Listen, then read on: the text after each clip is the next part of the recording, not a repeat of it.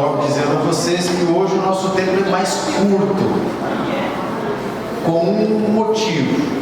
Na semana que vem ele será mais longo. Então eu vou tentar percorrer aqui o máximo os pontos hoje, e na semana que vem nós vamos gastar um pouquinho mais de tempo num dos pontos que eu considero ser um dos mais importantes aqui das nossas lições, né, de como lidar com essas coisas aqui que envolvem os nossos filhos. Então hoje nós vamos aprender um pouquinho da base disso. Não sei quantos leram a lição. Alguém leu? Ótimo. Não, estou casado. Depois nós vamos lidar com isso de uma forma mais específica. Se nós conseguirmos na semana que vem avançar com bastante aproveitamento, eu quero trazer na segunda parte da semana que vem nós focarmos só naquilo que tange a disciplina do ponto de vista das Escrituras, que eu acho que essa é uma grande dificuldade nos nossos dias, e eu quero passar a maior parte do tempo hoje simplesmente tocando, e a gente não vai aprofundar em muitos temas, e na semana que vem, depois que o conteúdo todo tiver sido já apresentado, a gente vai lidar especificamente com essa temática que nas experiências que a gente tem tido na ministração desse material, uma das coisas que os pais têm uma grande dificuldade é de entender o que é disciplina bíblica. Se é chegar ao reino, se é só conversar, se é só Bíblia, como é que funciona isso na igreja? O que a Bíblia ensina a gente a respeito disso? Eu acho que isso para a educação e criação de filhos é um dos pontos mais importantes dos nossos dias. Vamos orar para a gente começar? Obrigado, Senhor, pelo tempo aqui na Tua presença na noite de hoje. Pedimos que o Senhor nos abençoe e que o Senhor nos dê uma aula proveitosa. Nós sabemos que existem muitas coisas para aprendermos a respeito do que nós devemos fazer para criar os nossos filhos e também no trabalho de ensinar outros a fazerem isso de forma bíblica.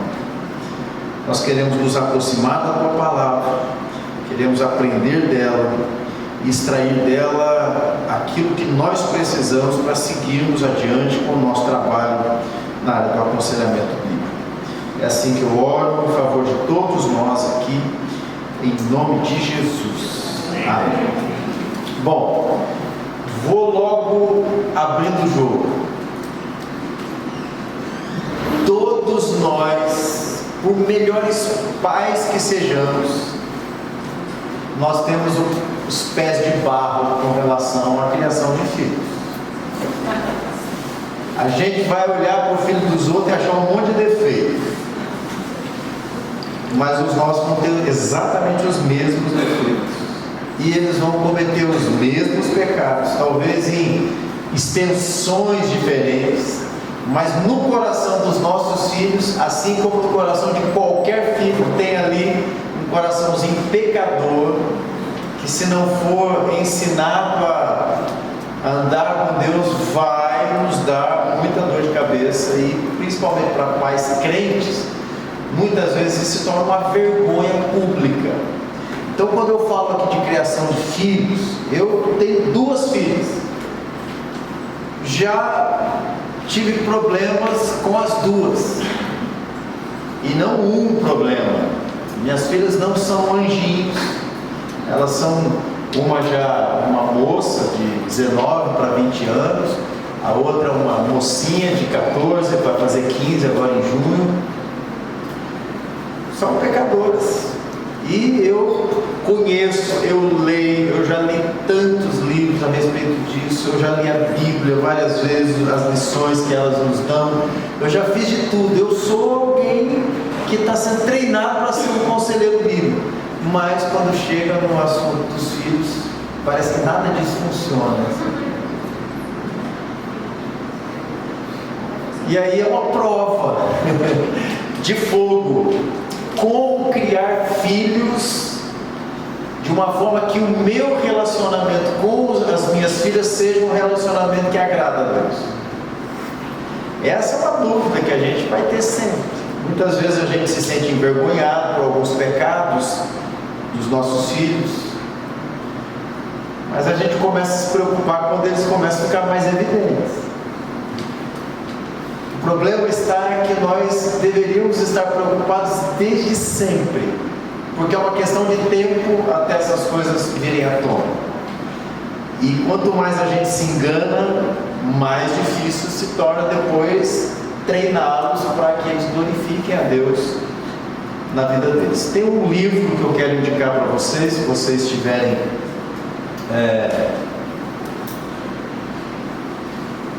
como é que é? Criando os Filhos, o caminho para o filho andar, é o nome do livro. O caminho para o filho andar. Ele tinha um outro nome em inglês, em português ficou O Caminho para o Filho Andar. É um ótimo livro. Ele traz aquilo que a gente tem estudado desde o início do nosso treinamento, à tona essa antropologia bíblica, que é: nós somos pecadores, e por mais que amemos os nossos filhos, eles não deixam de ser pecadores. Você pode amar, seu filho vai continuar tendo pecados. E quando nós fechamos os olhos para o pecado, só porque nós amamos aquele pecador, nós não estamos sendo como Deus é. Porque Deus conhece o nosso pecado, Ele nos ama mais do que qualquer outro pai e mãe poderia nos amar. E mesmo assim, Ele aponta o nosso pecado, Ele trata o nosso pecado, e não passou de graça para Deus a nossa salvação, para que Ele nos adotasse como filhos. O preço foi pago, saiu de graça.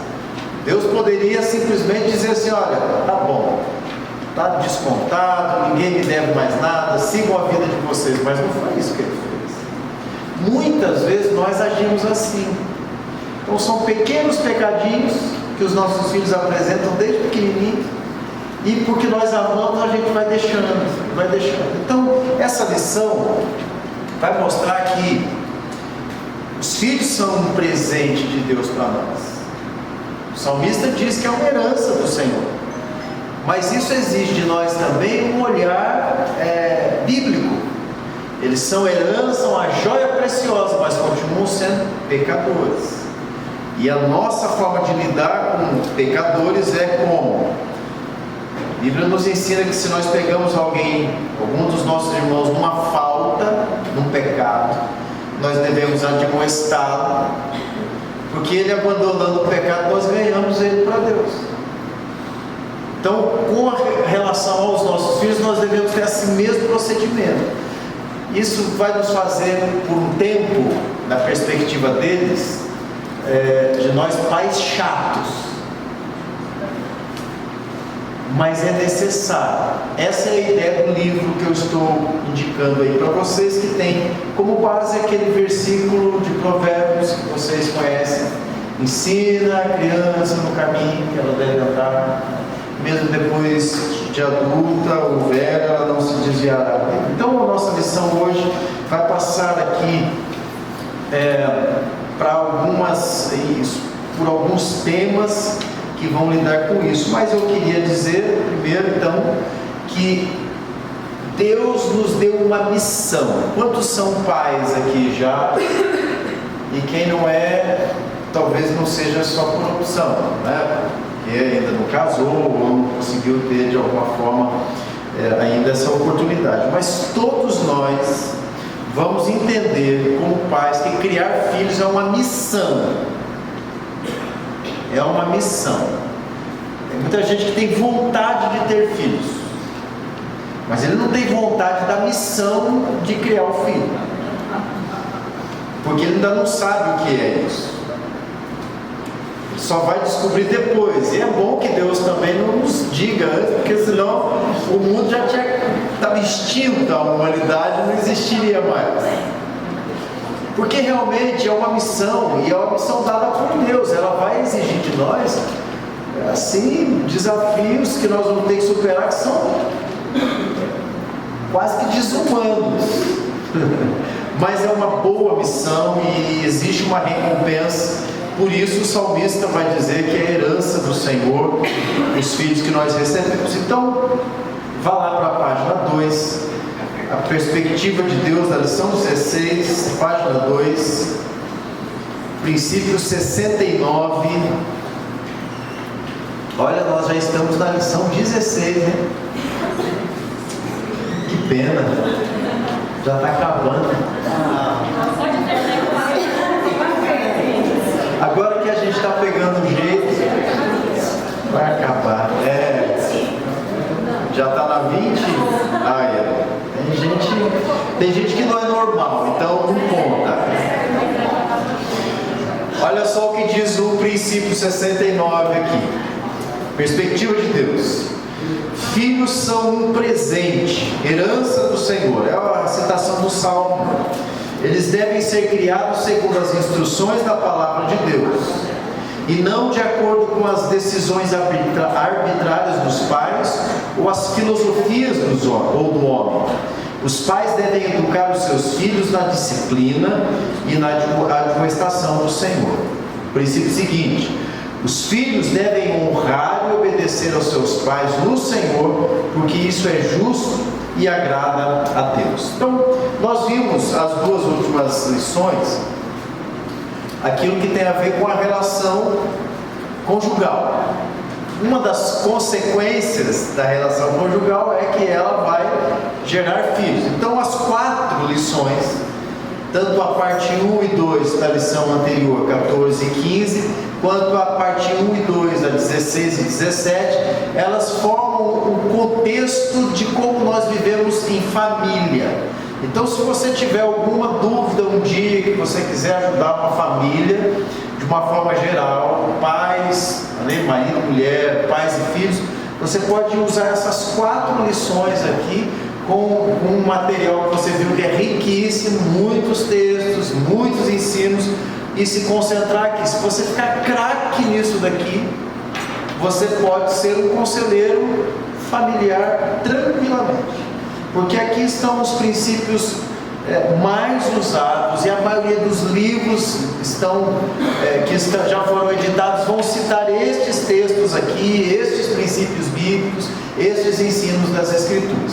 Então, aprender essas 4 lições aqui, esmiuçá-las, na minha opinião, no contexto da igreja hoje, seria assim um up para qualquer conselheiro. Se ele for bem instruído nessas 4 lições, pelo menos 80% do que você vai receber a princípio de problemas para ajudar e tratar vão estar relacionados com essas lições aqui. O que o texto aqui está nos dizendo? Que nós temos sim algumas coisas a aprender no relacionamento de pais com filhos. A primeira coisa que nós precisamos nos lembrar é que a maioria daquilo que é ensinado para nós são teorias e práticas humanas. E como cristãos, nós já aprendemos, como aqueles que estão passando pela autoconfrontação, é que a última palavra para nós, em qualquer área da nossa vida, seja ela de fé, ou seja ela de prática, precisa vir da palavra de Deus. Nós podemos ouvir um monte de coisas, aprender um monte de coisas, estudar muitas coisas, mas estas coisas, quando confrontadas com a Escritura e encontradas ali de uma forma diferente do que a Bíblia ensina, nós como cristãos devemos tomar uma decisão, escolher o que a palavra de Deus nos ensina. Algumas dessas lições não são fáceis de serem colocadas em prática, mas a garantia do sucesso é só dado naquilo que a Bíblia prescreve. Qualquer coisa fora da Bíblia para nós não serve. Então, se você virar a página 3 aí, nós vamos ver lá na caixa, escrito assim: muitas das filosofias dos homens para criar os filhos surgiram de experiências individuais. Você já ouviu alguém dizer assim: lá na minha casa é assim, a gente lida assim. Aí aquilo vai passando de pai para filho, e a história da família tem um jeito de lidar com determinadas coisas. Ou alguém escreve um livro com base em experiências que ele teve, ele vai te dar agora uma dica, um rumo, uma chave para você ter sucesso em alguma coisa. A maioria das coisas que nós temos como filosofias para a criação de filhos são experiências individuais. Não tem ali uma base grande de estudo e pesquisa, e quando tem, é muito inclinado para uma direção, já que a pessoa escreve buscando aquele resultado. Então, mesmo que a gente pudesse se fiar em alguma coisa externa das Escrituras, ainda assim a gente teria uma dificuldade de encontrar algo que tivesse ali uma comprovação científica que nos desse ali uma certeza de que aquilo vai funcionar. Porque os filhos, eles não é igual domar cavalo. Embora alguns sejam duros, que precisam até de freios, né, na boca, como os cavalos. Mas não é, são pessoas, elas têm as suas próprias motivações, elas são diferentes. Deus criou cada indivíduo diferente de todos os demais. Então, usar um método que não seja o método perfeito do Criador para esse tipo de abordagem pode funcionar de alguma forma para um, mas já não vai funcionar para outro, porque são filosofias, são ideias e experiências. Além do mais, continuando o texto, na área de criação de filhos, mesmo os crentes com frequência têm procurado conselhos que não vêm de Deus, ou então bom senso, em vez de recorrerem à autoridade das Escrituras e ao seu padrão plenamente suficiente. Vamos lá, vamos citar algumas coisas aqui. Características das teorias e práticas do homem para criar filhos. As teorias modernas elaboradas pelo homem para criar os filhos concentram-se na exaltação do eu e na importância das emoções tanto para os pais como para os filhos. A sabedoria do mundo ensina que você deve criar os seus filhos de modo que adquiram uma autoimagem positiva e que você e seus filhos devem entrar em contato com os próprios sentimentos, o que significa deixar-se dirigir pelas emoções. Não há nada de errado nos sentimentos, não há nada de errado nas emoções, não há nada de errado em que nós ajudemos os nossos filhos a melhorarem, a crescer, até o ponto que isso não vai contra o mandamento de Deus.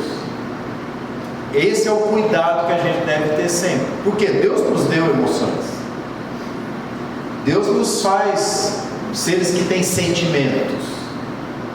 O próprio Espírito Santo é apresentado a nós como alguém que se alegra, que se entristece. Sentimentos, esses não são exatamente os nossos, mas foi comunicado a nós, seres humanos, características da própria divindade, e uma dessas características da personalidade são os sentimentos. Nós somos seres que sentem, e Deus espera que a gente pratique os sentimentos, que a gente experimente e aproveite deles, mas nós não somos só isso.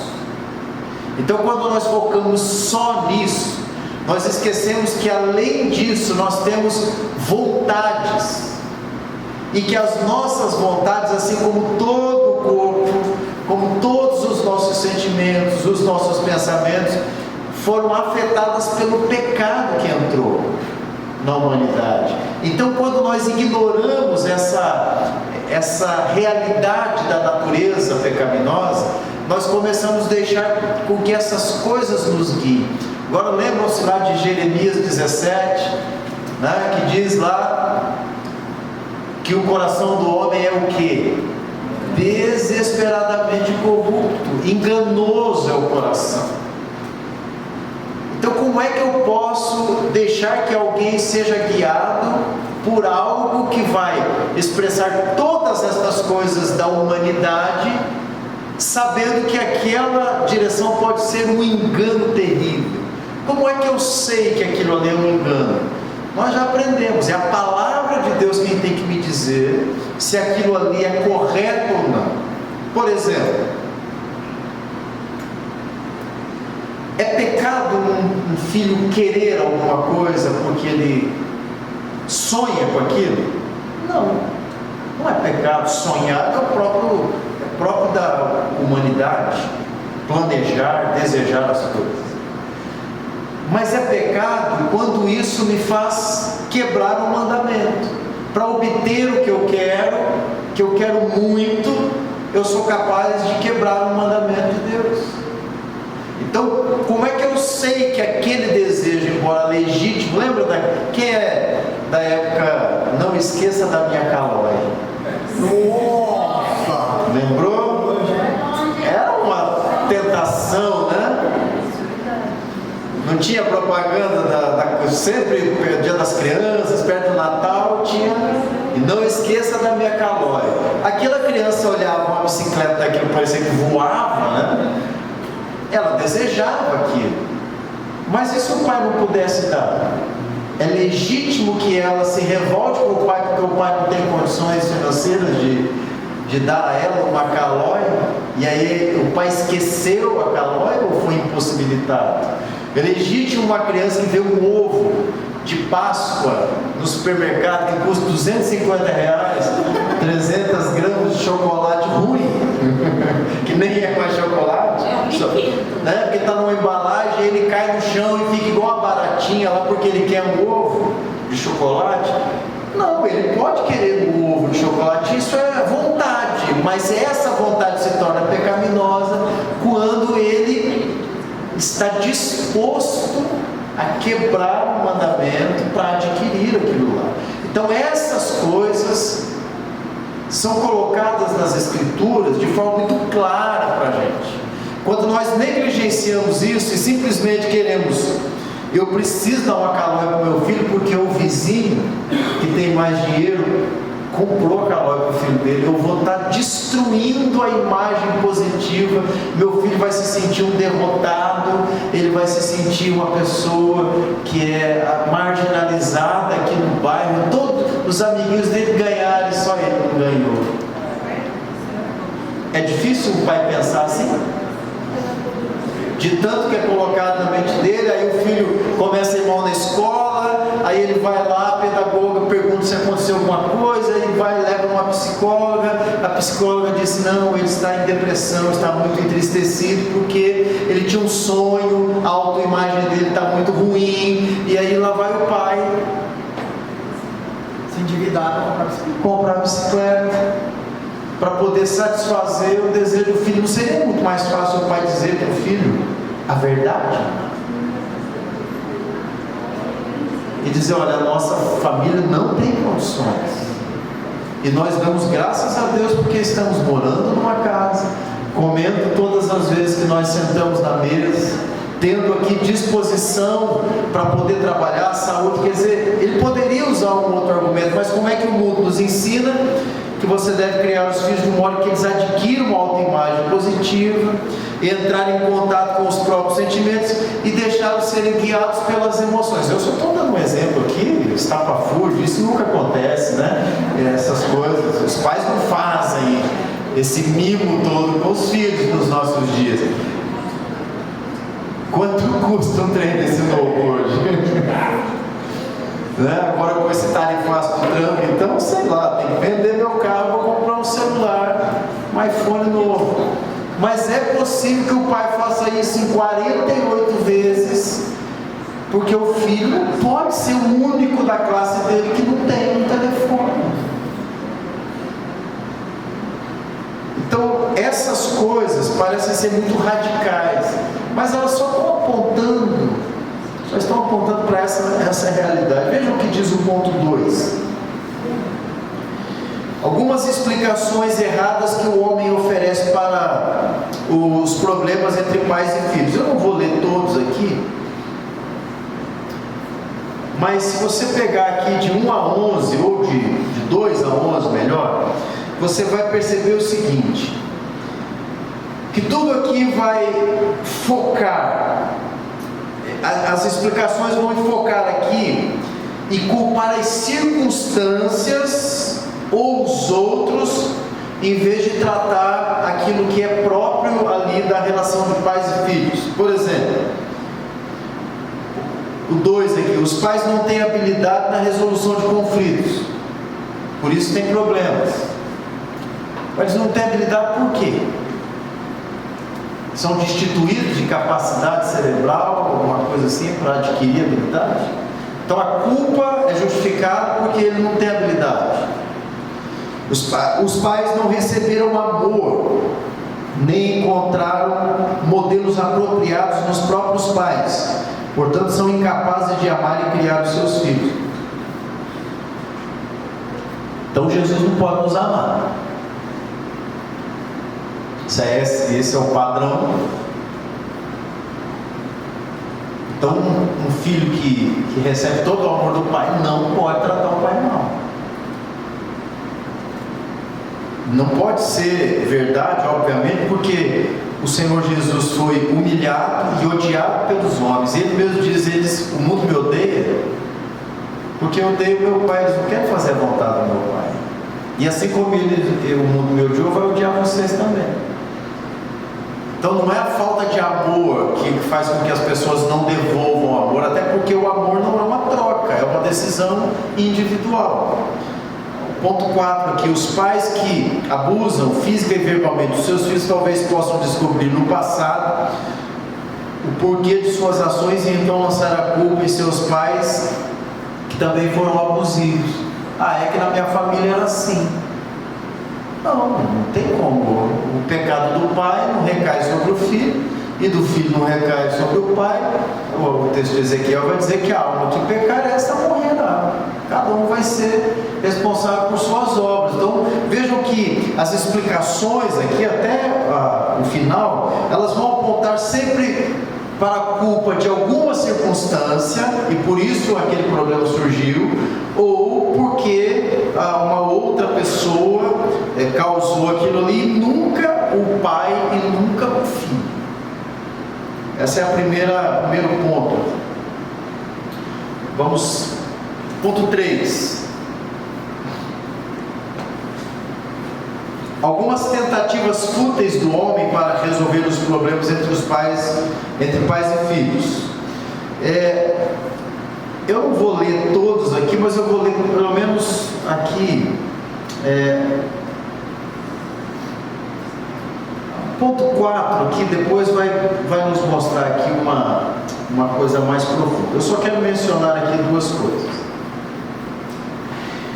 Leia livros e frequente palestras para os pais. Isso é bom, não é ruim. Mas isso aqui vai solucionar conflitos e problemas de pais e filhos? Não estabeleça restrições para os seus filhos, mas permita que eles aprendam por meio de seus erros e experiências. Eu tenho 2 filhas, elas não são casadas. Eu não estou a fim de ser avô antes do casamento. Por mais que eu confie nelas, eu confio tanto que eu confio em mim. E a Bíblia diz: maldito o homem que confia no homem. Eu não posso não estabelecer restrições. Eu não posso ser um pai permissivo e depois arcar com a consequência. Talvez ela até me culpe ainda, pecando contra mim, dizendo: se você tivesse me segurado, eu não estava aqui com a criança agora 3 da manhã. Que é o que algumas falam. É bem provável, né? Se o pai tivesse sido um pouco mais duro, talvez então, sempre atribuindo ao outro, né? Procure alguém que se disponha a ouvir os problemas relacionados ao seu cônjuge e aos seus filhos. Ok, mas isso não vai solucionar. Aqui não tem nada que seja 100% ruim, mas essas não são soluções para aquilo que a gente tem de problema, pelo menos não para os pais. Veja o ponto B aí: soluções oferecidas aos seus filhos. O que as pessoas usam, talvez você já tenha ouvido alguma coisa desse tipo. Procura um adulto que possa ser o seu pai substitutivo. Aquela coisa assim que a mãe olha, o pai dessa criança, desse menino ou dessa menina, ele não desempenha o papel de pai. Então procura um outro adulto que possa fazer esse papel. A solução oferecida para os filhos.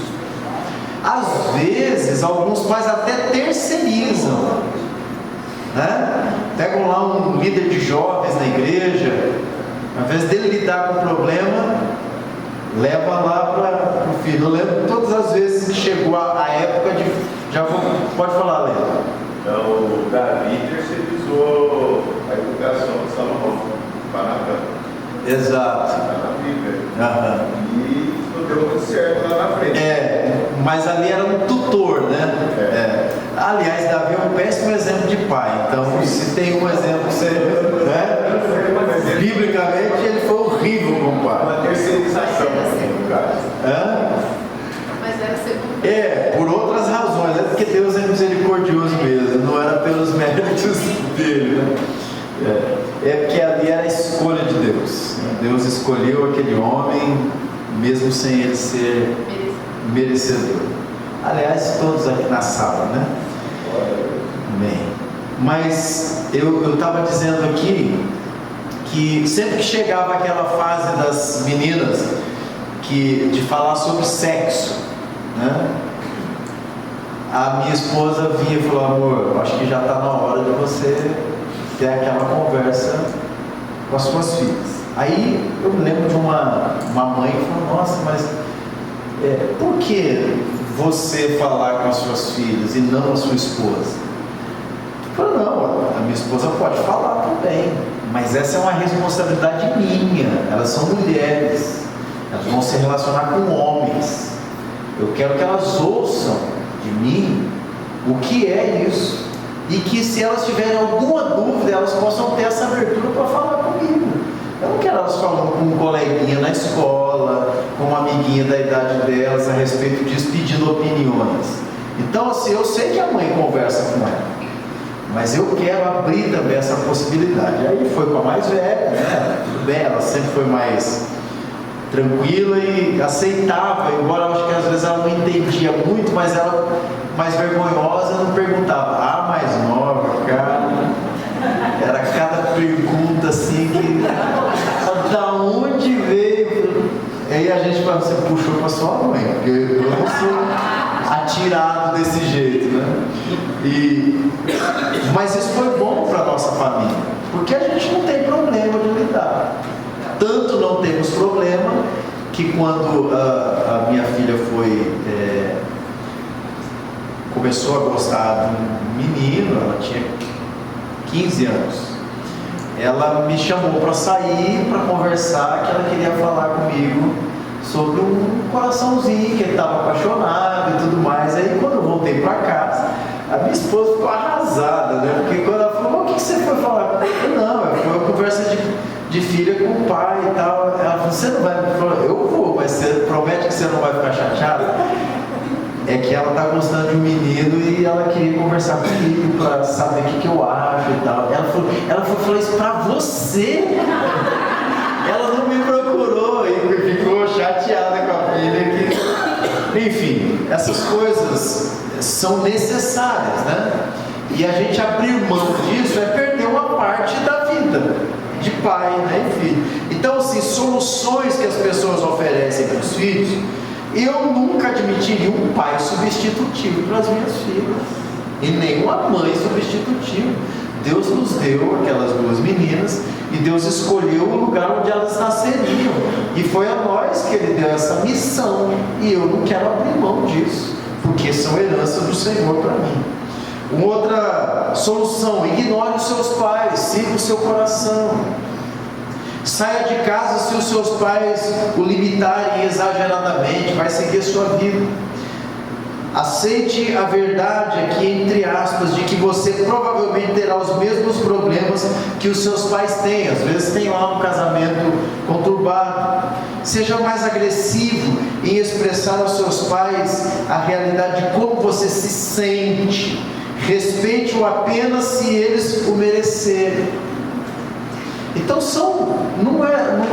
aqui não tem nada absurdo. Isso aqui são coisas até muito leves diante de tudo que a gente pode encontrar de soluções, né? Então vamos mudar mais uma vez a página para a página 4, para a página 5.4, que diz lá algumas visões antibíblicas dentro da igreja, né? Pontos de vista não bíblicos a respeito de criação de filhos divulgados dentro da igreja. Conselhos não bíblicos, por isso que está entre aspas aqui. Felicito aos pais. Você deve aprender a ser um bom pai ou uma boa mãe com pessoas que já tiveram as mesmas experiências, pois elas são as únicas que podem entender de verdade as suas dores. Isso aqui não serve só para isso, tá? Hoje tem uma frase que é lugar de fala, né? Você não tem lugar de fala. O que significa isso? Você não teve uma experiência, ou isso não diz respeito a você. Algumas vezes relacionadas ao gênero, mas normalmente relacionado a alguma coisa que a pessoa exige que eu tenha experimentado antes. Isso não é bíblico. Eu nunca tive problema com homossexualismo. É um pecado meu. Isso não significa que eu não possa ajudar alguém biblicamente com conselhos a respeito de como nós podemos vencer esse pecado. Não é diferente com os pais. O fato de eu não ter tido uma filha grávida na adolescência não me impede de ajudar pessoas enfrentando esse tipo de problema em casa. Então, esse tipo de conselho na igreja, que muitas vezes é divulgado como se eu tivesse que procurar alguém com as mesmas experiências que eu, nem sempre isso aqui é bom. Embora o conselho já não seja bíblico, às vezes quando eu procuro uma pessoa com as mesmas experiências que eu vivendo, ou que viveu o que eu tive, eu vou encontrar alguém tão machucado naquilo ali, que os conselhos que ela vai me dar vão ser piores do que se eu não procurasse ninguém. Então isso não pode ser algo divulgado como se fosse uma verdade. Eu preciso, aquela pessoa já viveu isso, então de repente ela pode me ajudar a lidar com isso. Isso em parte pode ser proveitoso, mas não é verdade absoluta, e não pode me impedir de procurar alguém que não tenha tido aquela experiência, mas que seja um melhor conselheiro, uma pessoa mais madura, um crente mais experimentado, que conheça as Escrituras. 2. Antes de qualquer coisa, ensine os seus filhos a confiarem em você e dependerem de você. Depois ensine-os a dependerem do Senhor. É essencial que você conquiste a confiança dos seus filhos para que depois eles possam confiar em Deus. Um exemplo: os seus filhos vão olhar para você como pai e vão transferir essa imagem de você como pai para o Pai Celestial. Minhas filhas estavam lascadas se elas fizessem isso. Eu não sou Deus, e Deus não é pecador. Eu sei fazer um monte de coisa certa, mas eu sou imperfeito em um monte de coisa. Se a minha filha depender de mim para visualizar quem Deus é e como Ele é, ela está no inferno. Ela não vai ter salvação. O que ela tem que conhecer é o Deus das Escrituras, e é o Cristo que derramou o sangue precioso, inclusive sobre os meus pecados de pai. Por isso, quando Jesus foi falar a respeito disso, ele disse: se vós que sois maus sabeis dar boas dádivas aos vossos filhos, quanto mais o vosso Pai Celestial vos dará todas as coisas. Ele não falou, olha, aprendam a dar boas coisas, porque os filhos de vocês vão ver Deus assim, não. Vocês têm que admitir para os filhos que vocês são imperfeitos e que perfeito é o vosso Pai Celestial. Então essa ideia de que eu tenho que ser um exemplo, porque se eu não for um exemplo, os meus filhos nunca vão confiar em Deus, isso não tem a ver com salvação. A salvação é confiança em Cristo. Ele é o mediador entre Deus e os homens. Os pais podem evangelizar os filhos, mas nunca serem os mediadores entre eles e Deus. Então eu reconheço que o nosso bom exemplo e a nossa obediência a Deus vai influenciar os nossos filhos, porque eles são influenciáveis assim como nós, mas a relação deles com Deus não depende de nós. Se fosse assim, filhos de pais ímpios jamais amariam a Deus e seriam servos de Jesus Cristo. Então isso aqui muitas vezes dentro da igreja parece que vem um chavão, né? O pai é assim, por isso o filho não ama a Deus. Não, isso não é verdade bíblica, tá? Outro, não use a Bíblia constantemente quando estiver falando com seus filhos. O uso excessivo das Escrituras pode gerar nos seus filhos um ressentimento em relação a elas. Eles não querem ouvir a Bíblia, porque eles são pecadores, e a Bíblia confronta, não é porque você está usando demais, aliás, a gente usa de menos. Então não é o uso excessivo que faz eles se revoltarem. O que os revolta é a rebeldia deles contra o autor das Escrituras, que é o Espírito Santo de Deus. Na hora de criar os filhos, você precisa mesmo de um bom senso. Abram aí Provérbios 14, 12, alguém? E Jeremias 19, 9, mais uma vez. Quem achou Provérbios 14, 12, leia, por favor. Há caminho que parece certo ao homem, mas no final conduz à morte. Jeremias Qual Jeremias? 17, 9. O coração é mais enganoso que qualquer outra coisa. Sua doença é incurável. Quem é capaz de compreendê-lo? Ok, a resposta vem depois, a gente já sabe que é o Senhor. Bom senso. Quando eu penso em bom senso, eu estou pensando na minha opinião. Como é que eu vou lidar com aquilo ali? Quantas vezes eu tomei decisões equivocadas na minha vida, achando que ia acertar, com toda a boa intenção de acertar. Eu sou falho, por isso o texto de Provérbios vai dizer, olha, há caminhos que parecem bons, mas por não serem o caminho de Deus, o final deles, caminhos de morte. Não vai produzir vida naquilo ali. Então o bom senso não pode ser o árbitro, não pode ser a regra, né? Eu tenho que ter uma outra regra, e a regra é essa, só posso contar com as Escrituras. 5. Se os seus filhos desobedecerem às regras que você lhes impôs, castigue-os severamente. Faça com que eles saibam que não podem escapar quando quebram as regras. Isso está errado. Por quê? As minhas regras, elas não são regras, são só as minhas opiniões sobre aquilo ali. Como crente, eu preciso das regras daquele que me conduz, que me rege, dos mandamentos, das ordenanças de Deus. Essas regras eles não podem quebrar, porque eles vão ter consequências disso. Mas nem sempre o que eu estou estabelecendo como regra é vontade de Deus para eles. Eu já contei aqui que na minha família, onde eu fui criado com os meus avós. E inclusive a aula passada, que o Valdemar, quero te agradecer, meu irmão. Eu de última hora, no domingo, eu recebi uma notícia que meu avô não estava muito bem, já tem 97 anos. Aí segunda-feira eu viajei lá para Ibaiti para passar um tempo com ele. Quase que eu encarei como uma despedida, porque ele estava assim, muito debilitado mesmo. Aí passei lá terça-feira o dia todo com ele já não está conseguindo enxergar, lendo a Bíblia, cantando hinos, levei o violão, fiquei com ele lá o dia todo. E aí na quarta-feira voltei. Cheguei no fim da tarde e assim estava bem cansado, porque foram 1.000 quilômetros para ir e voltar, então fica cansativa a viagem, né?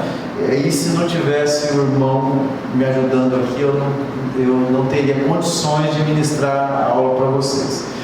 Mas na família do meu avô tinha um negócio que não podia falar na mesa do almoço. E eu me lembro que meu avô, eu era pequeno, ele não era crente na época, depois se converteu, ele dizia: hora da comida na hora de conversar. E era a regra em casa, você escutava um galo cantar, mas ninguém conversava. Aí casei com a minha esposa, a família dela convive. Sim, é uma loucura, né? Eram 12 irmãs, a mãe, né? E mais assim, a maioria netas. E aí quando juntava fim de ano, sabe aqueles mapas de aviões que estão, né, de voo, que, né, isso, que o pessoal fica, aí tem uma aqui, se você falar, cara, vai dar tudo errado isso aí, né, e eles dão um jeito era mais ou menos assim os finais de ano, você imagina, vai dar tudo errado isso aqui, que era de lá falando aqui, cara, aquela loucura, eu aguentava ali, e as minhas duas filhas cresceram na CB, então era uma conversação lascada, né, e eu levei essa regra para minha casa. E eu me lembro um dia pecando contra a minha família, repreendendo as minhas filhas e a minha esposa, porque elas estavam conversando ao modo, uma conversa super de boa. Mas eu tinha aquela regra na minha cabeça de que aquilo ali era errado. E eu estava um dia meio irritado, alguma coisa, de repente, vocês não conseguem calar a boca nem na hora da comida? Aquilo foi, poxa, ficou todo mundo assim, ninguém falou nada, e aí depois o Espírito Santo falou: meu irmão, agora você vai ter que ir lá. Você vai ter que consertar isso aí. Fui pedir perdão a elas, como, né, eu errei, reconheci. E ao invés disso comecei a entrar na conversa, porque entendi que seria um excelente momento para ter uma boa conversa ali. Mas como era uma regra da minha família, eu trouxe para dentro da minha relação familiar. Onde que estava na Bíblia escrito que na hora do almoço não podia conversar? Não estava. Mas para mim aquilo incomodou quase que a ponto de se tornar um pecado. Quantas outras coisas nós colocamos como regras que não são pecado? Não é, o jeito da pessoa é diferente do meu, só por isso eu não quero que ela faça daquele jeito. Não, tem que ser do jeito que eu estou te mandando. Quer dizer, isso é pecado, né? Exigir que elas sejam pessoas diferentes daquilo que Deus fez é diferente de um pecado. É evidente que a pessoa, o filho está rebelde, está agindo de forma pecaminosa, eu repreendo biblicamente, eu abro o texto bíblico, mostro para ele: isso que você está fazendo é pecado, porque aqui diz nesse texto que você não deve fazer isso, Deus deixou isso muito claro. Mas não pode ser a minha regra, né? Então não é a mesma coisa. As minhas regras não são mandamentos a serem obedecidos se eles não estiverem de acordo com a palavra de Deus. A gente teria aqui, vamos lá, conselhos não bíblicos oferecidos aos filhos, letra B lá embaixo. Você é dono do seu destino, ao seu potencial interior, ou devido ao seu potencial interior. Ninguém, nem mesmo os seus pais, tem o direito de impor o que você deve fazer. Você já me dá onça, né? Principalmente na fase adolescente, que eles começam a se relacionar. Deixa eu contar um caso rápido. As nossas filhas, eu tenho uma também com 18 agora e uma com 16. Quando com 14 para 15 a gente percebeu que a escola, quando elas estavam começando a trazer assuntos, antecipando o que a gente gostaria de conversar, nós nos reunimos numa igreja, que era de novo, que iniciava alguns cursos da Universidade da Família, para fazer como se fosse uma espécie de discussão no lugar. Então foi aí que a gente notou: olha, a escola está chegando antes. A gente pela necessidade de antecipar. Mas é muito típico do adolescente chegar a esse tipo de coisa, uma conversa como essa. Quando eu falei desse assunto, isso é uma coisa que para mim isso não era um problema. As minhas filhas tinham por volta dos 10 anos de idade. Eu não esperei chegar lá na adolescência, porque eu percebi aquelas brincadeiras de boneca que já tinha, elas ainda brincavam de boneca, mas tinha já o boneco, né? E a boneca. E eles namoravam, né? Aquelas Barbies. Então ela está entendendo o que está acontecendo, que existe aqui uma relação que já não é mais. Antes era assim, era tudo no bercinho, as brincadeiras. Eu pegava as bonequinhas e botava tudo no berço. Dali um tempo as bonequinhas já estão namorando. Opa, peraí.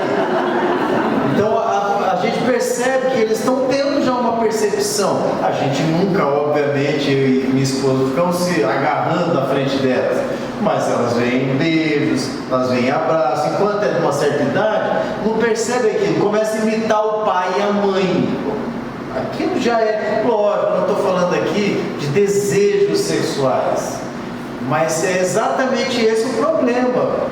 Elas vão começar a ter desejo lá, quando começarem os hormônios, essas coisas. Antes disso, o que elas têm é confusão. Se ninguém disser para ela o que é. Gente, uma coisa aqui, eu já atendi meninas que começaram a imaginar que elas eram lésbicas. Por quê? Porque elas tinham um carinho com a amiga. Na escola elas ouviram que aquilo ali era começar, tô chipando, vocês já ouviram essa frase? Tô chipando a fulana com a ciclana. E aí elas começam a questionar a própria sexualidade delas. Nem hormônio, não tinha nem menstruado, ainda não tem nada que diga para o corpo alguma coisa de desejo sexual, mas na cabeça dela, aquela ideia de sexualidade distorcida já estava sendo colocada. Ela não estava sentindo atração pela amiga, ela só gostava da amiga, como qualquer amiga gosta da amiga. Eu me lembro antigamente, né, eu já sou mais velho, as mulheres andavam de mão dada sem problema nenhum. Agora você vê duas meninas de mão dada, o que passa na sua cabeça hoje? Não é? Então assim, imagina, poxa, eu gosto dela, ela me dou bem com ela, ela abraça, gosta. Mulher, é diferente, o amor já falou, peraí, né, cara? Não curte essas coisas assim, né? Mulher não, menina é sempre assim. Agora imagina como é que Satanás ele é terrível. Ele começa a colocar na mente. Vocês já viram? Tem um seriado, na verdade talvez você, em português seria o que é uma mulher. É uma frase que está lá em inglês, né? É um documentário no YouTube de uma pessoa, uma coisa que já tem algum tempo, a respeito dessas cirurgias feitas nos Estados Unidos e no Canadá para, antes das cirurgias, o tratamento hormonal que muitos pais submeteram os filhos. Se você tiver tempo, assista. Eu tive um seminário com um homem, um conselheiro bíblico chamado Warren Lamb. Ele era um psiquiatra americano, de formação. Ele participou até o 4º DSM dos Estados Unidos, que é aquela bíblia da psiquiatria americana. Ele é um dos escritores do DSM 1, 2, 3 e 4. O 4 foi o último. Ele se converteu, embora tivesse tido contato já com a igreja, ele se converte. Ele abandonou, ele era da Sociedade Americana de Psiquiatria, ele abandonou a psiquiatria, foi fazer teologia, e ele é um dos grandes conselheiros que escrevem textos e viajam pelo mundo lidando com essa questão do gênero. Como ele tem muito conhecimento científico e agora com mestrado, formações na área de aconselhamento bíblico, então ele ajuda conselheiros bíblicos a entenderem esse tipo de assunto, que parece que foi dominado pela ciência e nós não podemos lidar com isso. Mas uma coisa que ele me chamou a atenção na época do seminário foi exatamente isso. o que se faz é, de forma prematura, induzir as crianças a uma percepção equivocada de si mesmas. E o processo está começando cada vez mais cedo para não dar tempo daquela criança se perceber como uma pessoa normal. Então, quando começa ali aqueles primeiros afetos e essas coisas que são próprias da afeição, eles confundem a criança, dizendo que aquela afeição, na verdade, é uma questão de gênero e desejos sexuais. Por exemplo, quantos aqui cresceram ouvindo que tinha o clube do Bolinha e o clube da Luluzinha? Até que idade um menino, quando você fala, está namorando a fulana, ele briga, porque ele não quer nem pensar em negócio de beijo, namoro, não é? Até certa idade, os meninos não querem essa relação de intimidade com as meninas, e a maioria das meninas também. É um negócio meio que repulsivo. Você fala de beijo, ela vê um negócio meio nojento, né? Quando que isso vai começar a ser diferente? Quando os hormônios começam a rodar no corpo, e aí essas coisas, o que era nojento se torna o sonho, né? Então o que eles fazem? Eles pegam a criança antes dos hormônios trazerem essas definições e começam a colocar: você não gosta de menina, porque na verdade você gosta mais de menino. E ele vai falar: realmente eu gosto mais de menino. E vai colocar na mente da criança que aquele gostar de menino ali tem a ver com a sexualidade. Então, assistam esse documentário, quem tiver estômago, né? Crianças que fizeram cirurgias, pode fechar mesmo. Então, eu vou dar uma olhadinha no intervalo aqui, como é que ele está em português. Faz tanto tempo que eu já não lembro mais. Mas é uma pergunta, o que é uma mulher? Ele sai perguntando isso para definir. O documentário não é do Warren Lamb. Warren é W-A-R-R Lamb. O nome dele o documentário é de uma produção que não é nem evangélica, tá? Eles estão levantando uma lebre porque nos Estados Unidos e no Canadá isso virou um comércio assim de bilhões, né, de hormônios, esses tratamentos aí. Mas o Levi usou esse documentário para mostrar para a gente que existe, né, um questionamento mesmo dentro da sociedade científica de que tem alguma coisa errada, gente. Nunca foi assim. Por que agora? Quer dizer, sempre existe o homossexualismo. Isso é coisa do pecado, né? Uma distorção das relações ali sexuais. Mas não era assim, não era uma criança de 6 anos que dizia: eu não me vejo como menino, eu sou uma menina. E aí o pai começa a vestir, dar hormônio. Isso é de uns anos para cá. Tem a ver com uma pauta, né, progressista para destruir as questões da família. Bom, vamos dar um intervalinho aqui e depois a gente volta, né, depois do intervalo, para tratar rapidamente aqui no final. Eu vou ser bem breve, tá bom? E a gente volta aqui só para discutir um pouquinho sobre as diretrizes para educar os filhos. Deixa eu ver. Pastor, tá aí. Pessoal, vamos lá, só para a gente finalizar aqui a nossa lição de hoje. Vá lá para a página 7.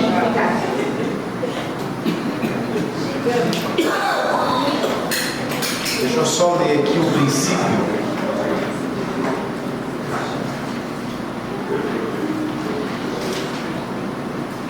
Voltei aqui para a página 2. Só para ler os princípios aqui.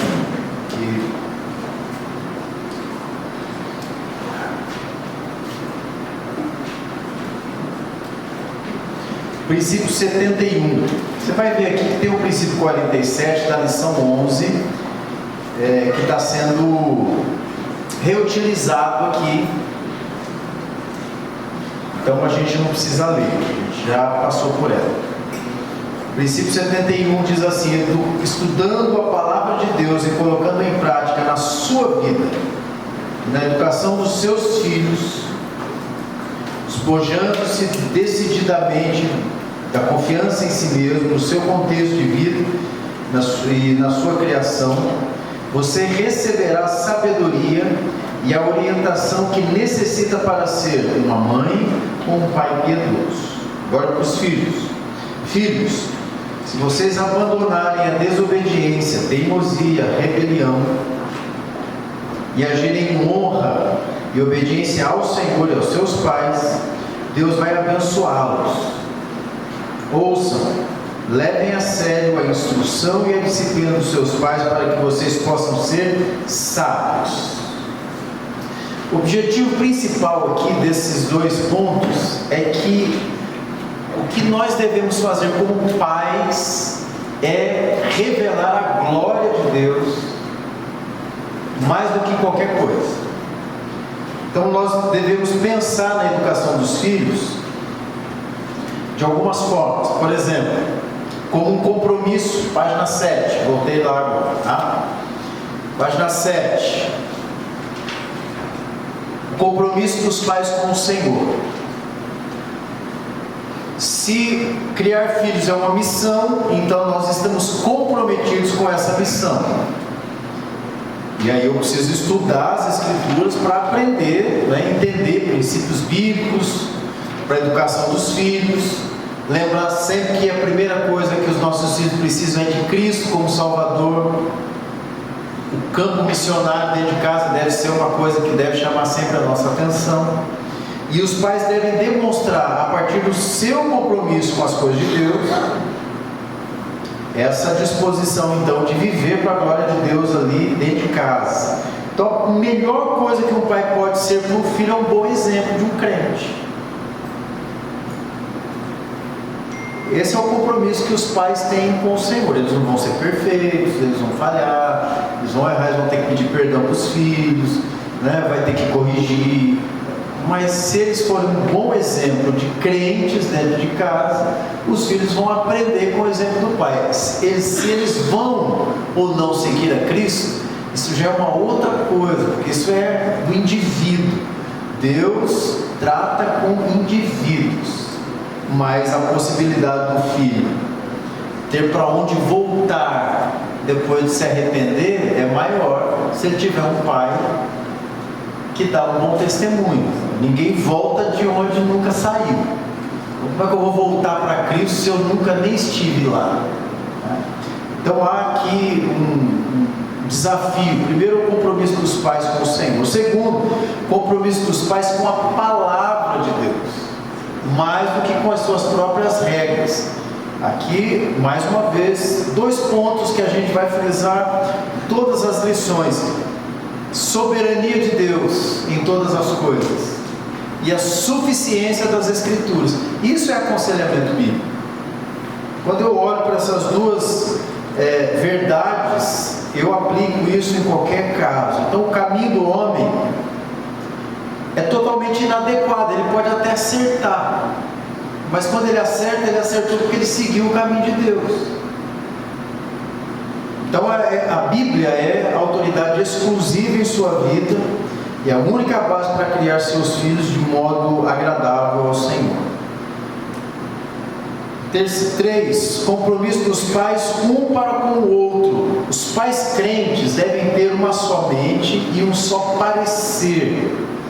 Mesmo que o seu cônjuge não seja crente, o seu compromisso fiel e amoroso com o relacionamento conjugal de uma só carne foi planejado por Deus para contribuir na união entre vocês, resultando numa influência piedosa na vida dos seus filhos. Aqui entra aquela promessa que nós temos lá, quando Paulo diz que se uma mulher é crente e o marido ímpio consentir viver com ela, ela deve permanecer casada. E vice-versa. E o apóstolo Pedro vai dizer que a mulher crente, ela santifica o lar, mostra aquele testemunho dela de mulher piedosa. Então, essas coisas acontecem de um dos dois não serem crentes, mas a parte que crê nas Escrituras precisa continuar dando testemunho e fazendo de tudo para criar o filho na admoestação e no ensino, a disciplina do Senhor. Então tem que ter um compromisso aqui um com o outro, de um bom testemunho. Agora, como crentes comprometidos com Cristo, os pais devem se submeter um ao outro, amar um ao outro, considerar o cônjuge superior a si mesmo. Todavia, o pai, como cabeça do lar, deve assumir a responsabilidade e liderança na criação dos filhos, com uma atitude amorosa de servo. Às vezes eu já não conheço a vida de cada um aqui, particular, mas não tem nada mais assim anti-modelo cristão do que o pai. Eu só vou falar para sua mãe, como se a mãe fosse a fera que o pai usa para educar o filho, né?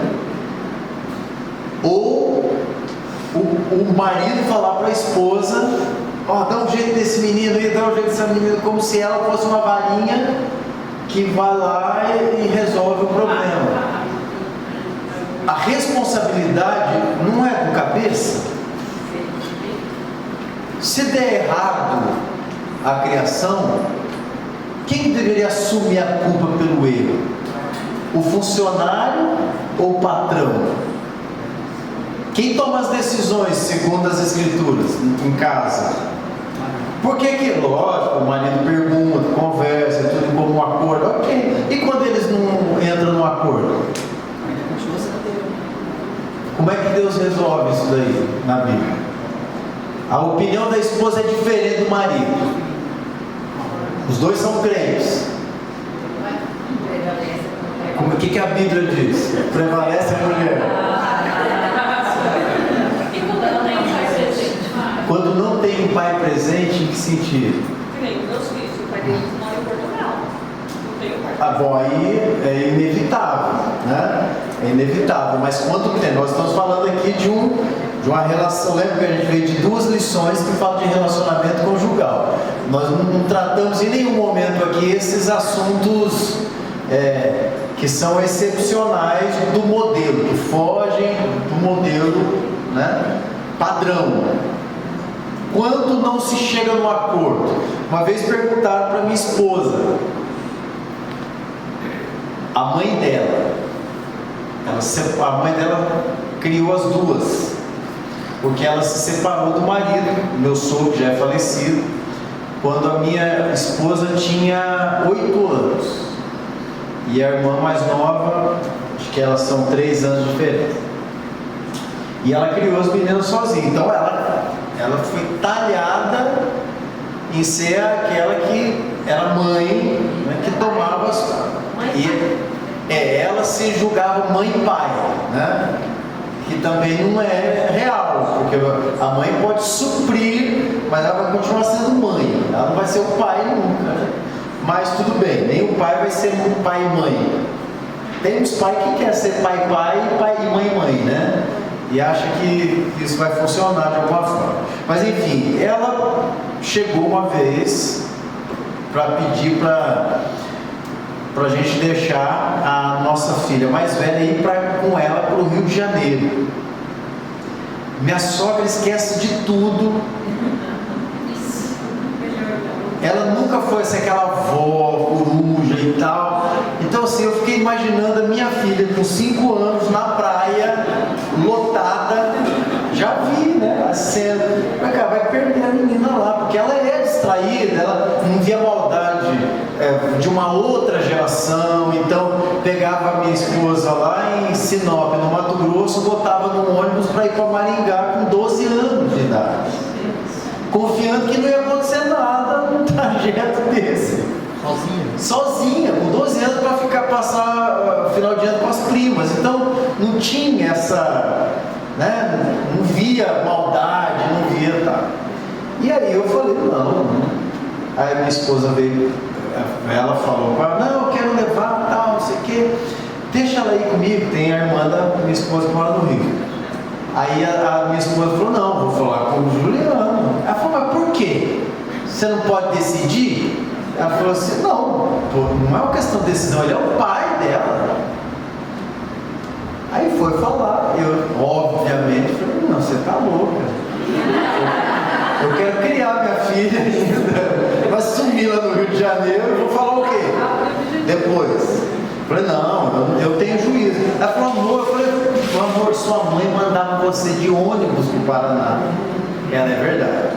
Eu falei, isso é só um exemplo, tem vários outros. Largar você sozinho em casa, não tem essa capacidade de pensar essas coisas. Não, enfim, não deixou. A minha esposa foi falar com ela. Mas virou uma arara comigo.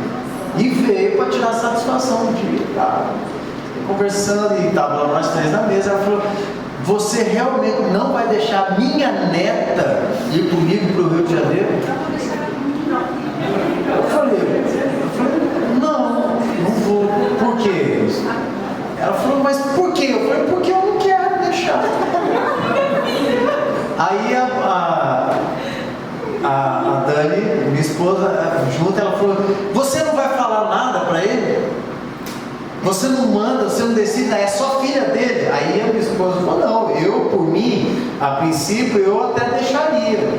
Mas ele disse não. Ela falou, então quer dizer que quando você diz uma coisa, não que prevalece a vontade dele? Ela falou, é. Aí ela falou assim, mas isso não é justo. Aí a minha esposa falou, mãe, você não tem marido. Você separou do meu pai quando eu tinha 8 anos de idade. Eu quero ter marido. Então se você não quer, você não quis, é um direito seu. Agora aqui dentro de casa nós tomamos decisões juntas, e quando as nossas decisões não são compatíveis, o Juliano decide. E eu disse para ela assim, e minha sogra, inclusive a responsabilidade de se der errado continua sendo minha, tá? Então eu nunca vou culpar minha esposa por uma decisão que eu tomei. E nesse caso, minha filha não vai com a senhora. Ela falou, mas por quê? E aí eu contei o fato que ela tinha feito com a minha filha, lembrei ela, né, de um fato com a minha filha, e falou, isso é só um exemplo de tudo que eu sei que a senhora é capaz de fazer. Agora, só de eu me preocupar com isso mostra que eu tenho mais juízo. Então não é que eu não confio na senhora, eu acho que a senhora nem deveria confiar na senhora. A senhora já fez tanta coisa desse tipo que já é mais prova do que alguém precisaria para não tomar decisão. Mas enfim, no final, a decisão de educar filhos é dos pais. Mas existem regras, não é que o homem é mais importante que a mulher, mas Deus estabeleceu papéis. Lá no Éden, quando a mulher comeu do fruto que não era para comer, foi seduzida pela serpente, Deus não chegou assim e falou, Adão, você fica de fora porque eu vou falar com a Eva, porque a culpa foi dela. Foi isso que Deus falou, não, foi lá falar com o homem, porque era para ele, era com ele que Deus tinha dito a respeito daquela incumbência, e ele deveria ter cuidado de não aceitar o que estava sendo proposto para ele, mesmo que tenha vindo da mulher. Certamente, se a cobra fosse tentar o homem iria entender que estava tendo ali uma cilada. Não estou dizendo que o homem não pecaria, tanto pecaria como pecou. Mas o apóstolo Paulo, quando vai tratar disso, ele diz exatamente isso. Não foi o homem que primeiro caiu, e sim a mulher. E não foi a mulher que veio primeiro, e sim o homem. O que ele está querendo dizer? Será que não dá para perceber que Deus já estabeleceu um padrão que vocês devem seguir? Que quando a gente começa a inverter esse padrão, a gente está quebrando uma organização, e depois quer ter um resultado positivo do negócio que a gente mesmo distorceu. Ah, pastor, mas isso é muito machismo. Pergunta para minha esposa se eu sou machista. Ela vai falar totalmente diferente disso. Ela vai falar que ela está casada com um homem que a ama, e que ela não se sente nem um pouquinho pressionada para fazer o que eu mando. Mas lógico que isso foi alguma coisa que ela se sujeitou, e ela se colocou nessa condição. E eu faço com todo o amor, mais para ela do que para mim em todo o tempo. Na criação de filhos é a mesma coisa. Em algum momento, Os pais cristãos vão ter divergências e alguém vai ter que tomar uma decisão. Segundo o padrão das Escrituras, o homem deve assumir essa responsabilidade. Agora, se o cara for negligente, aí é ele que vai se ver com a responsabilidade que ele tem com Deus. Deus não vai mudar o padrão só porque o marido é negligente. A mulher pode fazer tudo o que ela quiser para criar bem os filhos, mas ela nunca vai ser o pai que o filho precisou. Assim como o marido nunca vai ser a mãe que o filho precisou. Porque Deus criou homem e mulher, pai e mãe, e dentro dessa estrutura Deus abençoa a família. Qualquer distorção disso, pastor, mas tem muita realidade diferente disso. Exatamente por isso que a gente tem que sempre buscar os padrões bíblicos, falar disso na vida dentro de casa. Casamento é coisa séria.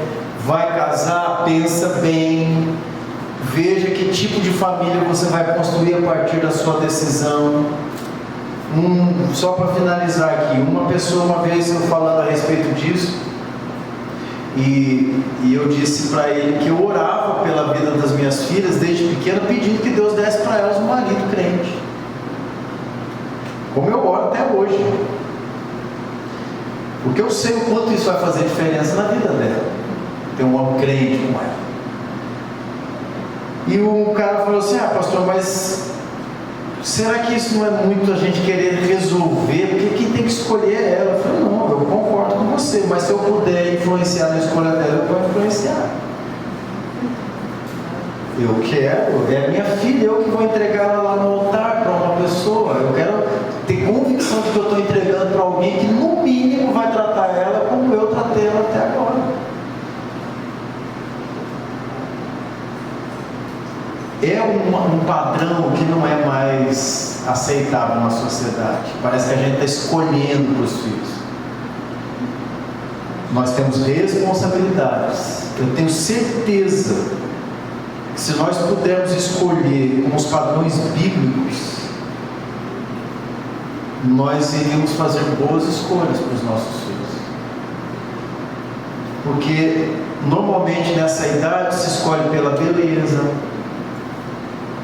se escolhe pelas posses, estabilidade financeira, se escolhe pela paixão, pela atração física.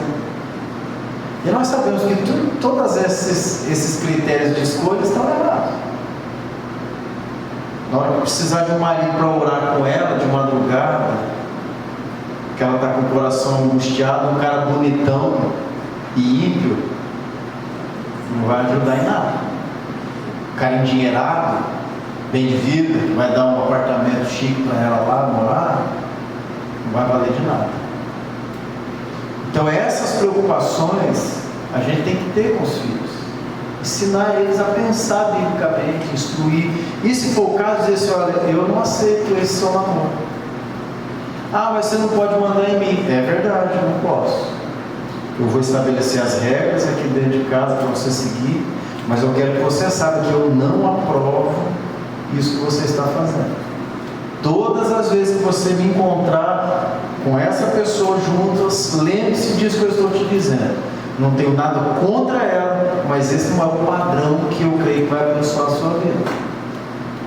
Não posso impedi-la de se apaixonar, mas eu também não posso concordar com as paixões dela como se isso não fosse trazer nenhum prejuízo.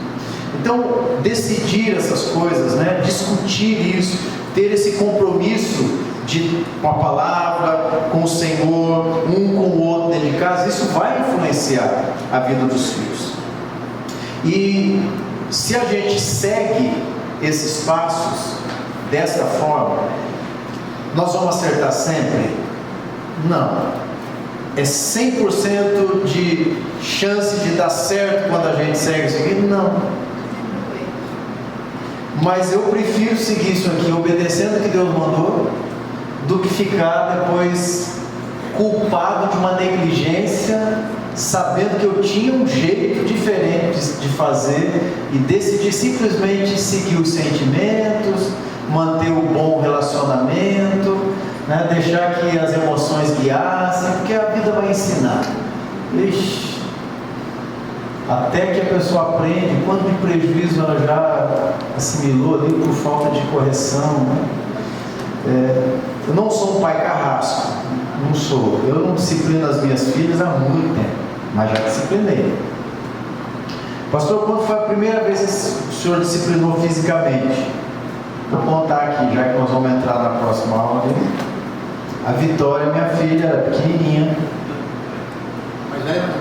A mais velha. A mais nova apanhou mais. Sempre. Terrível. Mas a mais novinha, a minha esposa voltou ao trabalho depois de ter ganho o neném, e eu já estava fazendo seminário. Eu estudava à noite, durante o dia eu trabalhava no período da tarde na igreja, na área da música, e à noite eu estudava. E a minha esposa saía de manhã, ia para o trabalho e voltava num determinado horário lá. Então, nos primeiros meses de vida, quase até um ano e pouco, eu ficava praticamente até 3, 4 horas da tarde, era eu que cuidava da Vitória. Cuidava mesmo, dava banho, fazia tudo que... O primeiro banho dela foi eu que dei. Eu acho que minha sogra tem birra de mim desde essa época. Que ela que queria dar o banho, mas demorou para chegar, a menina não precisava tomar banho, vou ficar esperando. Né? Minha esposa lá sem poder fazer, falou, não, daqui eu dou o banho. Quando ela chegou, quem deu o primeiro banho? O pai. O pai.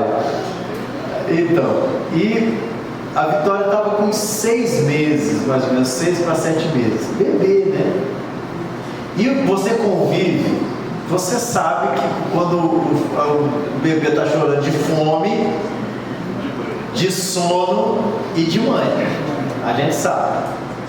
Você escuta ali, você vê e tal. E aí, ela passou e tudo que fazia estava sendo um dia. Eu fiquei pensando assim, é porque você fica preocupado se é dor, se é alguma coisa, se é cólica, mas cólica já tinha terminado lá uns 4 meses atrás, né? E eu falei, cara, como é que eu vou treinar ela para ela poder assim, me ajudar, né? A diferenciar quando dói ou quando é só mãe, você fica sem saber o que é, né? Pai de primeira viagem, eu fiquei pensando assim. E aí eu via que ele estava com mãe, mas eu falei assim, mas era um bebê, né, cara? Bebê não tem pecado. Mas a Bíblia diz que tem. E aquela coisa toda. Aí eu falei assim, eu já sei. Peguei uma lixa de unha, aquelas perninhas bem gordinhas assim, e ela chorando e tal, já tinha mamado, já tinha trocado a fralda, não tinha nada que pudesse estar causando um transtorno ali. E não era aquele choro de dor, né? Não tinha lágrima, não tinha nada. Eu peguei a lixinha e puxei assim, pá, dei bem na bunda dela, assim, ela deu aquela... Falei, isso é um choro de dor. Agora, todas as vezes que você sentir dor, você tem. É esse choro que é de dor. Eu conto essa história há muito tempo. Aí eu lembro de umas pessoas, credo, pastor. Isso sim, que absurdo, você batendo no bebê. Eu falei, gente, não bati no bebê. Eu só estava ensinando a sensibilidade do que é dor, do que é mãe, tudo mais. Ficou só uma lixinha. Quando chegou em casa, eu contei pra mãe. Falou, tive que disciplinar a Vitória, a lixinha. A mais nova já foram, acho que eu não lembro quantas lixas eu quebrei. Brincadeira. Mas ela sempre foi mais terrível. Agora ela tá mais calminha, já tá com quase 15 anos, tá numa outra fase. Mas ela era terrível, cara. Tanto é que a gente chamava ela de furacãozinho. Não tinha nada que pudesse fazer de arte que ela não descobrisse. Nada. E Deus deve ter livrado ela assim da morte muitas vezes, os anjos. Eu me lembro só uma. Porque a gente cuida, mas não tem jeito, né? E tinha na minha casa uma piscina com grade, com portão, e ela tinha aqueles triciclos de plástico, né? De criança, tinha, sei lá, 3 anos, 4 anos. A gente sempre pensou assim, é melhor ensinar o filho a nadar desde pequenininho, porque vai que um dia acontece alguma coisa, né? Mas alguns pais não ligam para isso, mas a gente sempre, desde bebezinho, treinava na água ali, deixava mergulhar para acostumar com aquilo ali, né? E tô lá, tá eu e Vitória, a gente preparando para ir para a escola. Então eu estava almoçando, terminando, só sentei no sofá, a Vitória mais velha já com uniforme, sentada perto, a gente estava, sei lá, assistindo alguma coisa, e a Sofia estava brincando, andando com a motinha dela lá, e tudo de repente sumiu. E daqui a pouco ela aparece na porta, assim, molhada de cima e embaixo. Eu falei, onde você estava, filha? Ela, com a vozinha de criança, caí na piscina. A motinha dentro da piscina, a piscina não era funda pra gente, mas para um bebezinho era, né? E aí eu fui interrogar, mas como é que você saiu da piscina? Ela contou que ela afundou, subiu. Quando ela viu que ela não estava na motinha, ela nadou até a beiradinha e foi até uma escadinha para subir, né? A minha secretária que cuidava dela desde pequenininha, a Raquel, ela ficou com a gente 13 anos, praticamente criou a Sofia, que ela veio com 13 para 14 aqui para Campinas. A Raquel já sentou, já passando mal, porque realmente foi um livramento de morte. Quantas crianças morrem afogadas assim, né? Mas eu acho até que foi o anjo que puxou assim e tal, né? Então, se por mais que você cuide, não tem jeito. E tem criança que é mais assim. Ela era assim e muito questionadora também. A Vitória, uma vez que você dizia, ela entendia, não precisava ficar disciplinando. A Sofia era aquela criança que você falava, ela ia com a mão olhando para você assim, para pegar aquilo que você dizia para ela, não pega, não é para pegar aí. Ela ficava te olhando e ia te testando. Então cada caso é um caso, né? Mas mesmo uma e a outra, como é que a gente conseguiu lidar com elas? Na Bíblia. Então elas odiavam os sermões que eu dava antes da disciplina. Eu falava para elas da Bíblia, eu dizia que amava elas muito. E que se eu teria que discipliná-la, e ela me pedia perdão, pai, me perdoa, não preciso de disciplina, eu já entendi. Eu falei, filho, eu sei que você entendeu, mas eu só quero marcar aqui um momento que a Bíblia diz que eu deveria usar como uma forma de te instruir. Então, assim, não é porque o pai não te ama, eu te amo. Se eu não te amasse, eu não te disciplinaria. Mas eu sei que isso vai passar, vai chegar uma fase que você não vai precisar mais disso. Mas hoje a sua atitude foi de rebeldia. E a Bíblia diz que rebeldia é pecado. Você não fez sem querer, não foi nada disso, você foi só rebelde. E o rebelde precisa ser uma varadinha, aquela coisa, mas o que pior para ela era o sermão, e eu fazia de propósito mesmo, né? Chamava ela no quarto, abria a Bíblia, senta aqui, eu quero falar com você. E já ali fazia todo aquele discurso, né? Mostrava no texto, perguntava se ela tinha entendido. Diz para o papai o que está dizendo que não pode ser feito aqui. O que você fez tem a ver com isso aqui? Já começa a chorar ali, né? Era quase uma tortura, né? Não sei se isso era pecado ou não, mas tinha um certo prazer nisso também, né? Mas isso funcionou, porque hoje ainda elas estão grandes e a gente senta para discutir esses assuntos com a Bíblia, né? Eu não vou disciplinar, eu às vezes proíbo algumas coisas que eu acho que não deveria acontecer, mas o que a gente usa para conversar? A Bíblia. Não era assim, batia e não faça mais isso porque eu não quero. Não, ela não era. A disciplina é uma cerimônia dos pais para com os filhos no momento de instrução bíblica, não é um momento de violência. Pelo contrário, se você estiver com raiva, é melhor você deixar para depois. Depois você conversa, depois você lida com aquilo lá. Pode falar, irmão. Pastor, tem uma história de que meus pais sempre fizeram isso comigo. O pai da minha irmã, meu pai era um pai maduro, meu pai teve 42 anos, quando eu tinha idade. Então sempre eles me corrigiam dessa forma. Eu aprontava e era sempre de reincidente, coisa que eu já tinha feito, falaram, não faz de novo. Aí eu ia lá e fazia. Aí a hora que minha mãe chegava lá na igreja e falava, casa de comprar. Isso, essa é a frase mais gostosa de falar com o filho. Aí eu já chegava assim, e falava, vou só usar jeans. Só que aí era sempre isso. A gente entrava no quarto da minha mãe ficava ali uns 40 minutos falando, e uma vez, foi a única vez que minha mãe pegou o mentira. Ela fez eu ler uns 26 versículos da Bíblia que falam sobre mentira. Então, são coisas que marcam. Um exemplo de eu também fiz raiva. Eles esperavam, às vezes passavam 2 dias, 3 dias para esperar passar aquela raiva e eles não corrigiam. Sempre debaixo da Bíblia eu senti o entendimento de que eu fiz foi errado e de que não era Bíblia. Não, é isso mesmo. Existe uma forma bíblica de lidar com isso. E na semana que vem a gente vai lidar só com essa questão da disciplina. Eu quero trazer alguns textos e uma forma como isso funciona. Lembrando sempre que é o padrão de disciplina bíblico, é o padrão de Deus disciplinando os seus filhos. O escritor aos Hebreus vai dizer que Deus corrige a quantos ama. Então a não correção é o anti-amor. O pai que diz que ama e não corrige o filho que vê fazendo coisas que vão trazer prejuízos de morte para a vida dele, diz, eu não faço porque eu não consigo, eu não tenho coragem de fazer isso. Você não pode atribuir isso a uma atitude de amor, porque quem ama não quer ver o filho caminhando por um caminho de morte lá na frente. E que seja uma coisinha boba.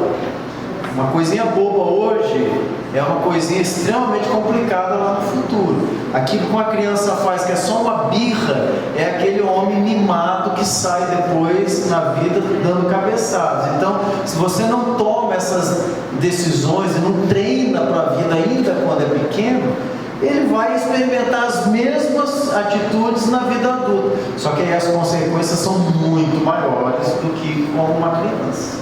Amém, meus irmãos? Pode falar, irmão.